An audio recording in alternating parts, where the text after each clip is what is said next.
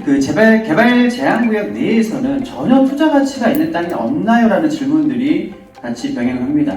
당장은 아니에요. 그러나 훗날에 도시개발이 만약에 이쪽이 해제가 되고 풀린다 그러면 가치가 있는 땅이 그런데 사실 리스크가 있다는 건 그 기간적인 문제겠죠. 언제냐? 이게 가장 큰 문제입니다. 그래서 부동산 투자의 기간은 항상 따라오는 리스크예요. 그러나 투자할 때 있어서는 그 리스크를 줄여야 되겠죠. 그래서 언제 되느냐에 따라서 모르는 부분에 있어서는 투자하지 않는 것이 저는 맞다고 생각합니다. 첫 번째, 개발 제한구역 내에 있는 토지는 당연히 안 되는 거고요. 자, 두 번째, 보존산지 안에서 공익용 산지는 절대 가져서도 그리고 보지도 말아라고 얘기가 되어 있는데, 그럼 어떤 게 좀 괜찮냐? 어떤 게 괜찮아요? 임업용 산지가 그나마 두 토지 중에서는 조금 더 낫다라는 것을 알 수가 있습니다. 아셨죠? 공익용 산지 같은 경우에는요, 보존의 목적을 두고 있는 땅이기 때문에 절대 개발이 안 된다라고 보시면 될 것 같습니다. 자, 세 번째, 처음 들어보신 분들도 계실 거예요. 비오톱 1등급에 있는 토지. 근데 사실은 이 토지는요, 저도 지금 한 15년 정도 토지 분석을 하면서 딱 한 번 봤어요. 딱 한 번 봤는데 어디서 봤냐? 이게 비오톱 1등급 토지는 이 지방에는 없습니다.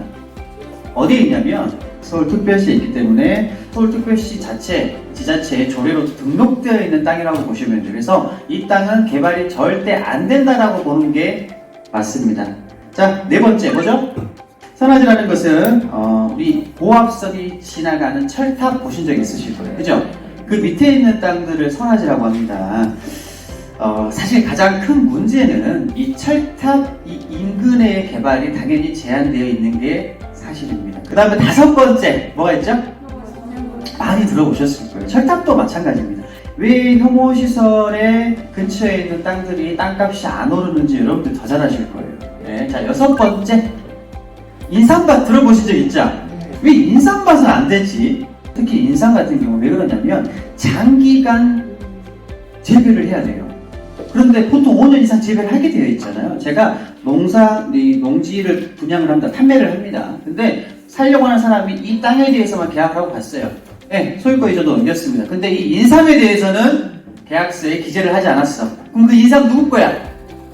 내 거예요? 땅 주인 거예요? 난 팔았어.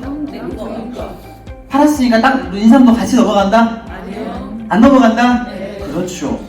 인삼은 내가 계약서에 기재를 안 했으면 내 거야. 그럼 이 사람 이 논에다가 이 밭에다가 다른 거 지을 수 있어요? 없어요. 없습니다. 내가 이걸 수확하기 전까지는 나는 팔았지만 내 거예요. 인삼이. 그렇기 때문에 이런 불편한 일이 분명히 많이 있습니다. 7번 뭐라고 적혀 있습니까? 자, 소나무가 빽빽하게 있는데 얼마나 좋은데 왜 이걸 갖다가 거래하지 말라 그러는지 모르겠네요. 얼마나 좋습니까? 산림용하기도 좋고 경치도 좋을 것 같은데 왜 소나무는 안 되는 거죠? 자, 소나무가요 종류가 사실은 여러 가지가 있어요, 여러분. 우리가 흔히 지금 밖에서 많이 있는 나무는요 일본에서 들어온 소나무라고 해요. 그러나 우리나라 천연기념물로 등재되어 있는 소나무는 색깔이 약간 붉은스름하답니다. 그런 나무들이 끼어져 있는 특히 소나무들은 절대 볼목이 안 돼요. 네. 이제 보통 이제 나무가 있는 경우에는 그 나무가 있는 땅을 개발을 하기 위해서는 우리가 단순하게 도시 지자체에서 허가를 받아서 하는 것이 아니라 산림청에도 별도로 허가를 맡아야 됩니다. 내 땅임에도 불구하고 이런 국내 소나무가 있는 경우에는 볼목 허가가 안 난다. 그래서 내 땅이지만 아무런 행위를 할 수 있다 없다? 없다. 여덟 번째 뭡니까? 경사가 어느 정도로 도대체 경사가 심하면 안 될까요? 자, 경사는요 사실 지자체마다 약간의 차이가 있습니다. 이렇게 알고 계시면 될 것 같아요. 20도 이상은 안 된다. 자, 그리고 아홉 번째 많이 들어보셨을 거예요. 뭐죠? 맹지. 왜 길이 없는 땅은 투자하지 않는 게 좋은가요? 당연히 길은 있어야지만이 건축 허가가 나기 때문에. 자, 여기서도 또 하나의 또 팁을 드립니다. 도시 개발. 내 땅에 진입할 수 있는 도로가 없다면 이 땅은요 사실은 없는 거나 다름이 없을 뿐더러. 두 번째, 여기다 내가 어떤 개발적인 행위를 조금 하려고 한다 그러면 도로가 인접되어 있는 땅에 가가지고 그 내 땅까지의 그 사이에 있는 모든 땅들에다가 뭘 해야 돼? 토지성능 사용을 받아야 돼. 쉽게 허가해 주겠어요? 저 뒤에 있는 땅 지주가 나한테 와가지고 우리 땅으로 가는 게 여기 도로 좀 같이 쓰면 안 되냐고 하면은 여러분들 그럼 쓰셔야죠 이럴 것 같아요. 잘 안 해준다니까. 그렇기 때문에 이 도시지역 밖에 있는 땅은요, 특히 도로가 몇 미터? 최하는 2m입니다. 2m 정도는 지림로가 확보돼야지만이 건축 허가가 난다라는 점 알고 계시기 바랍니다. 아셨죠? 자, 10번. 자, 공동 등기, 그리고 이 지분 등기가 이제 합유 지분 등기. 권리관계에 대해서 또 이야기를 하고 있습니다. 투자라는 것은 내가 쉽게 사는 것도 있지만 팔기가 편해야 돼. 예쁜 옷이고 아름다운 장신구를 사더라도 내가 분명히 언젠가 실증이 나고 그리고 가치가 올라갔다면 내가 매도를 잘 해야 되고 돈을 번 거예요. 그렇죠? 특히 이제 여기서 말하는 공동 등기가 이제 합유 지분 등기, 장점은 있어요. 어떤 장점이 있습니까? 안전장치예요, 여러분들.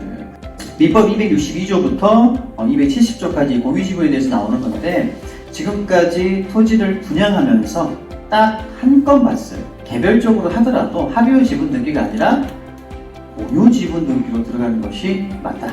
11번 뭡니까? 이 바닷가에 붙어있는 땅은요, 여러분들의 감수성을 자극합니다. 감수성을 자극해요. 여러분들이 이 땅을 보러 갈 때는요, 많은 꿈과 희망을 가지고 가게 돼 있어요. 굉장히 좋습니다. 가면 뷰가 좋아요. 바다가 멀리서 쫙 보이고 주변에 뒤쪽으로는 또 산이 딱 있고. 여러분 제주도 한번 떠올려보세요. 얼마나 아름답습니까? 그죠? 그 근처에 있는데 내 땅이 바닷가네?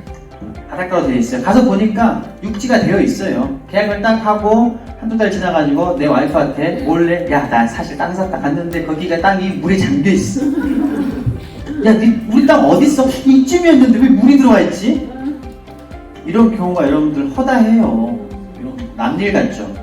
그래서 이제 이런 땅 같은 경우에는 뭐라고 등록이 되어 있냐? 포락지라고 되어 있습니다. 왜 포락지냐면은 자, 설명해 드릴게요. 지적공부에는 등록이 되어 있어요. 번지가 있다는 거죠. 번지가 있음에도 물에 침수되면은 수면 밑으로 잠기는 땅이라는 거예요. 포락지가. 그런 땅들이 아직 우리나라에 많이 있습니다. 자, 마지막 뭐죠? 소하천. 지목이 우선 하천으로 되어 있는 땅이에요. 하천이 약 두 가지로 나뉩니다, 여러분들. 소하천 정비법에서 지목이 하천인데 소하천으로 되어 있으면은 아무런 행위를 할 수가 없어요. 이게 또 있어요. 하천법에 그냥 국가하천이라는 게 있어요. 국가하천. 왠지 여러분들 국가가 들어가면 더 안 좋을 것 같죠? 소하천이라고 되어 있는 게 좀 더 팔기가 편할 것 같고, 국가하천. 이거 내 땅인데 내가 마음대로 못할 것 같은데 이런 느낌이 드는데, 국가하천으로 지정되어 있는 땅은요, 보상금이 나옵니다. 그래서 국가하천인지 소하천인지를 정확히 보는 게 중요합니다. 여러분들 소하천 뭐로 되어 있냐면요, 말은 동네에 이렇게 조금 시골 뭐라고 그러죠? 조그맣게 흐르는 거, 시냇물 같은데 소하천으로 되어 있는 게 뭐가 있냐면 한강, 낙동강, 금강, 영산강이 소하천. 어마어마하죠. 왜 이게 소하천인지 잘 모르겠죠. 근데 그런 거를 조심해야 된다.